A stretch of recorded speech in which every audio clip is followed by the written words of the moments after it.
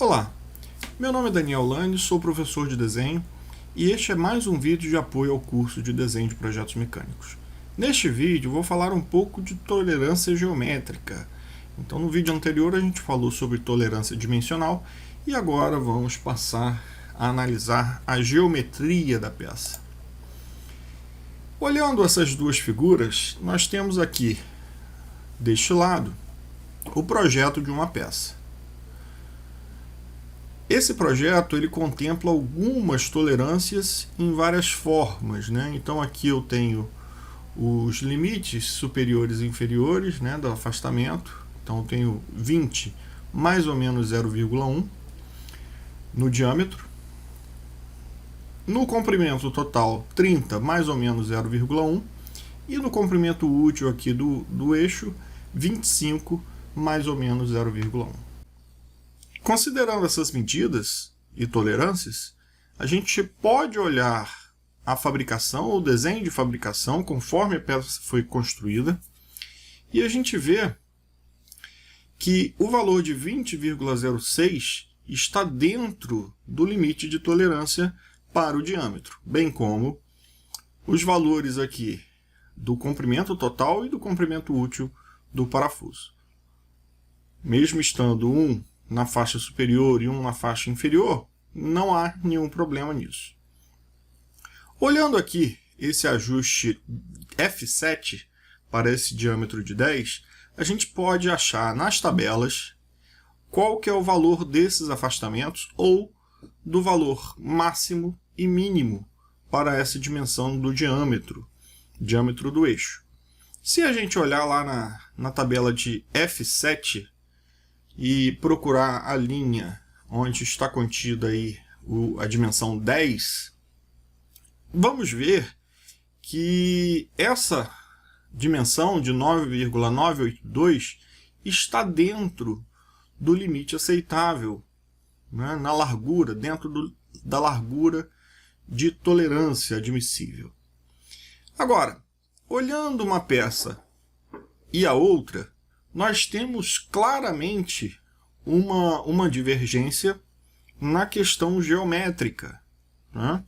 Podemos ver que essa peça aqui foi desenhada utilizando o esquadro, e quando a peça foi fabricada, ela não tem a mesma angulação aqui entre a cabeça do eixo e o eixo propriamente dito. Então, isso pode trazer algum tipo de dificuldade no uso dessa peça, dependendo das características operacionais dessa peça. Agora, nesse caso, todas as tolerâncias do desenho foram atendidas. Ou seja, essa peça, mesmo torta, ela atende as necessidades impostas pelo projetista. Então, infelizmente, ela ficou um pouco torta, mas esse desvio de angulação não faz a menor diferença para o trabalho da peça. Se fizesse, o projetista teria que ter colocado aqui uma indicação de tolerância geométrica, que é o que a gente vai ver nesse vídeo de hoje. Então, quais são as tolerâncias possíveis que a gente pode ter aí no nosso desenho? As tolerâncias geométricas, né? A gente tem as tolerâncias de linha, que podem ser de retilineidade, de circularidade ou de forma de linha qualquer. Então, essas tolerâncias de linha, elas são importantes para que a gente tenha arestas, linhas de centro, entre outros elementos lineares, dentro de um limite de tolerância aceitável. É mais ou menos aquilo que a gente vê num trilho de um trem. Imagina o trilho do trem saindo para um lado e para o outro. Vai gerar um desconforto para os ocupantes do veículo e também pode gerar acidentes ou até mesmo perda de eficiência. Então, nem sempre a gente pode admitir variações na retilineidade ou na circularidade ou em qualquer outra forma. Então, nesses casos, eu preciso colocar alguma tolerância de linha. Outra possibilidade é fazer essa tolerância numa superfície. Então, eu posso ter a necessidade, algumas superfícies, de serem perfeitamente planas ou praticamente perfeitas, né? A gente sempre vai ter algum tipo de desvio. Posso ter também necessidade de cilindricidade para corpos cilíndricos ou de uma superfície qualquer, dependendo aí da superfície que eu tenha, né? Do raio, pode ser uma superfície, inclusive, de forma elíptica ou qualquer outro formato. Então, essas superfícies elas podem ter alguma necessidade específica, né, de garantia, de continuidade, de planeza, de cilindricidade. E com isso é colocado aí uma tolerância geométrica para isso. Posso ter também uma tolerância de orientação, ou seja, eu posso precisar que dois elementos da minha peça sejam perfeitamente paralelos ou perpendiculares, ou que tenham uma inclinação específica. Isso daqui só vale para a mesma peça, então eu não posso fazer uma tolerância de orientação de uma peça para outra. Eu tenho sempre que pensar na peça individualmente. Eu estou detalhando aquela peça. E para aquela peça eu vou colocar a tolerância geométrica.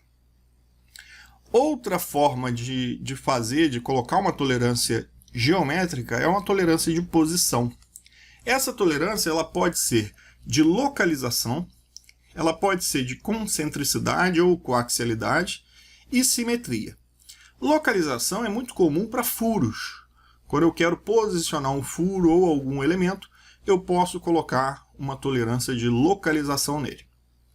Concentricidade ou coaxialidade é muito comum em eixos, quando eu preciso que os eixos sejam coaxiais, principalmente quando eu tenho vários diâmetros, né, de eixos juntos, girando em conjunto, eu preciso ter coaxialidade para garantir aí um baixo batimento, que a gente vai ver aqui embaixo, evitar problemas de desbalanceamento, desalinhamento, entre outros. Simetria, ela só funciona para corpos simétricos, para peças simétricas.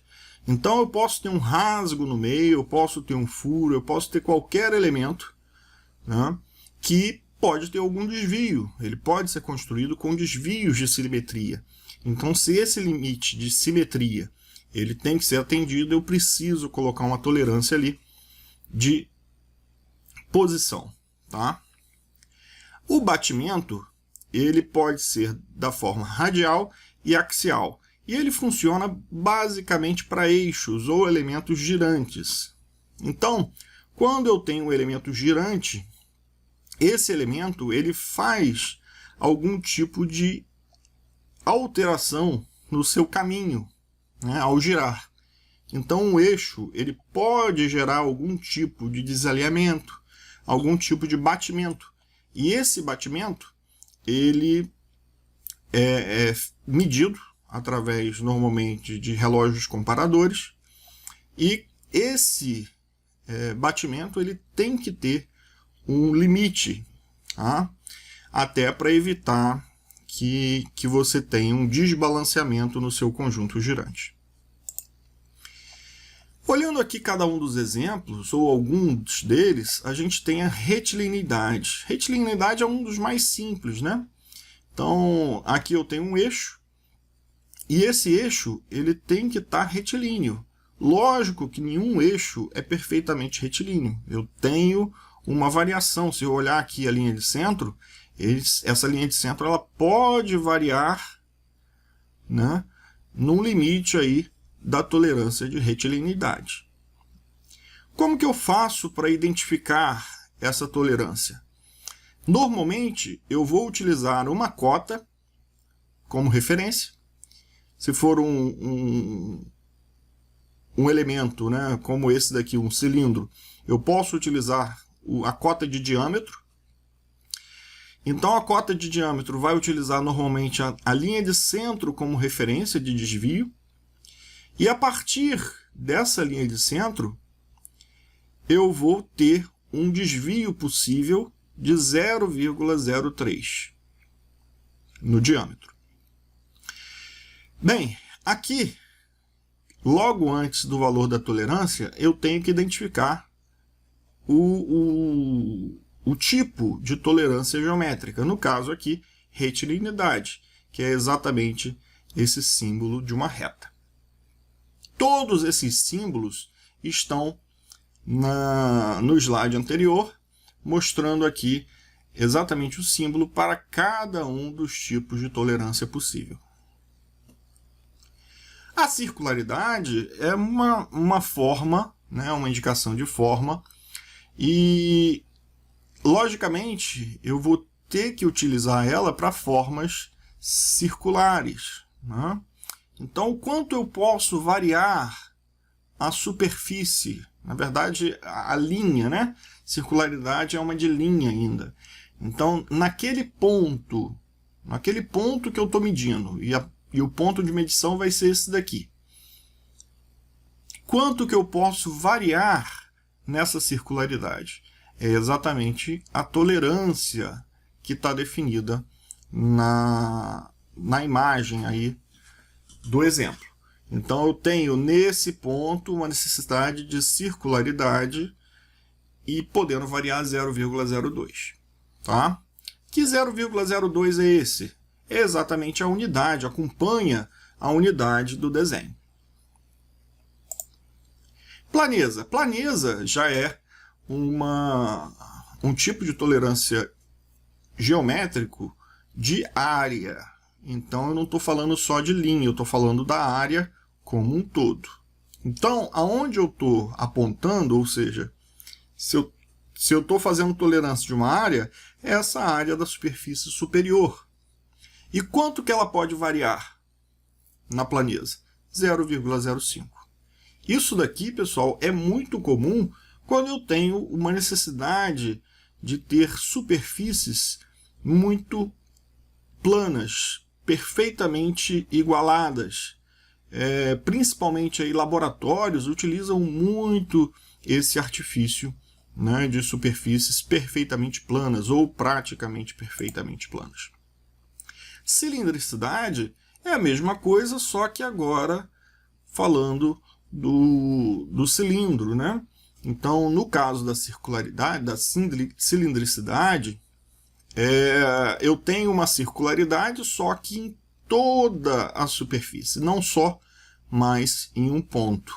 Às vezes é importante fazer só de um ponto, porque eu tenho algum tipo de leitura, algum tipo de medição naquele ponto. Então, eu só me importo com aquele ponto. Mas, nesse caso aqui, o projetista pediu a cilindricidade, ou seja, ele vai pegar por toda essa face cilíndrica que está indicada. A tolerância de forma é a mesma coisa, só que dada por qualquer superfície. Então, eu posso ter uma abóbada aqui com uma superfície qualquer, né, aqui no caso elíptica, tá? E eu vou poder variar um certo limite aqui de tolerância em relação a essa superfície que foi projetada.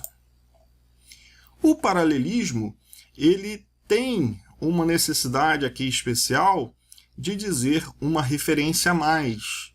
Então, quando eu digo que alguma coisa tem que ser paralela, ou seja, esse furo aqui tem que ser paralelo, a pergunta que vem é da onde ele tem que ser paralelo. Qual que é a referência? Então, uma coisa para ser paralela, ele tem que ser paralelo a outra. Então, nesse caso, eu preciso de uma referência, e a referência aqui é colocada como A. Então, nesse caso, eu utilizei aqui a referência A como o outro furo. Então, esses dois furos aqui, eles devem ser paralelos. Tá? Isso daqui é muito comum em manivelas, porque eu preciso manter esses furos e as manivelas perfeitamente paralelas. Mesma coisa perpendicularidade. Muitas vezes eu tenho furos perpendiculares a outros, né? E esses furos eles recebem a montagem de algum outro elemento. Então, se esse elemento tiver que ter exatamente 90 graus, eu tenho que utilizar uma tolerância geométrica de perpendicularidade. Logicamente, da mesma forma, eu preciso ter uma referência, né? Aqui a referência é esse furo horizontal. Quando eu tenho inclinação, a inclinação também vai utilizar uma referência. A referência aqui, no caso, foi a base. E a referência é sempre esse quadradinho mostrando a letra e recebendo aqui, ó, uma referência de uma face ou de algum elemento, uma dimensão. Então, como é que eu consigo diferenciar uma referência de qualquer outro elemento? É através desse triângulo cheio, e o quadrado com a letra dentro, que vai ser referenciada também na tolerância geométrica, na indicação da tolerância geométrica. Localização é muito utilizado, como eu já falei, para furos. Então eu tenho furo aqui, e esse furo ele tem que ser feito em uma posição, né? Então aqui eu tenho a cota de posição, 50, né, dessa vertical e 25 da horizontal de baixo. Então, o quanto eu posso variar esse centro, né? Quanto que eu posso variar esse centro aqui em torno desse valor de 50 e de 25? Então, foi colocada aqui uma tolerância de posição. Essa tolerância de posição é quanto esse centro está podendo variar aqui em torno dessas cotas. Poderia ser feito também a indicação aqui, nessas cotas de posição, do valor da tolerância dimensional.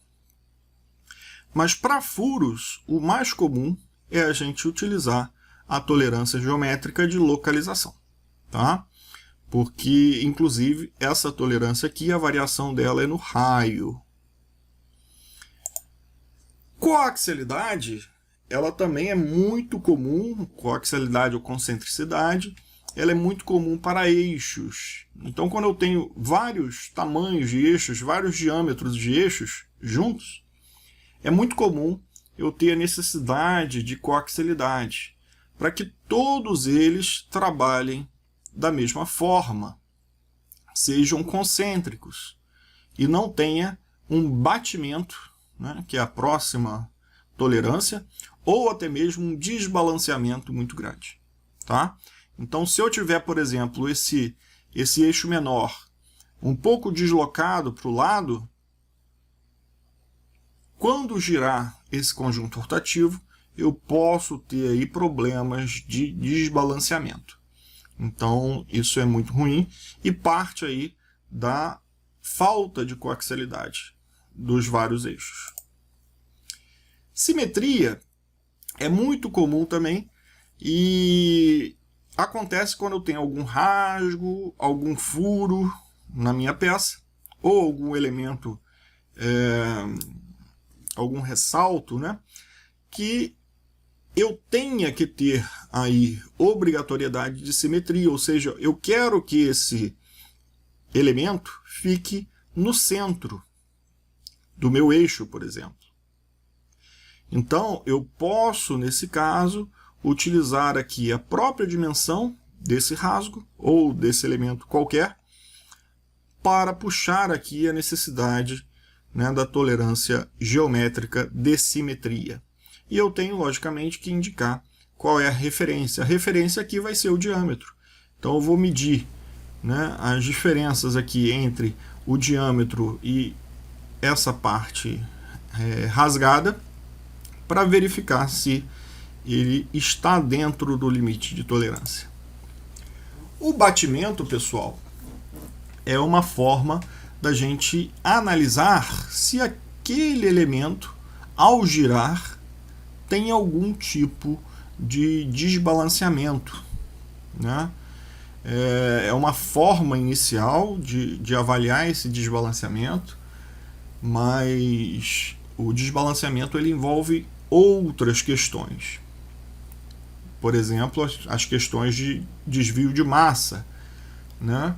Mas o batimento já é uma ideia inicial de quanto essa face aqui está desalinhando ao longo do giro. Então, o que eu faço? Aonde eu estou posicionando aqui a referência, eu vou utilizar para girar a peça. Então, eu vou colocar um mancal aqui e girar essa peça 360 graus. Quando eu giro, eu faço uma medição. Eu vou colocar aqui um relógio comparador para vocês verem como é que funciona esse relógio comparador e como é que é feito esse teste. Então, nesse caso, a medição está sendo feita de forma axial. E o limite de variação é 0,1.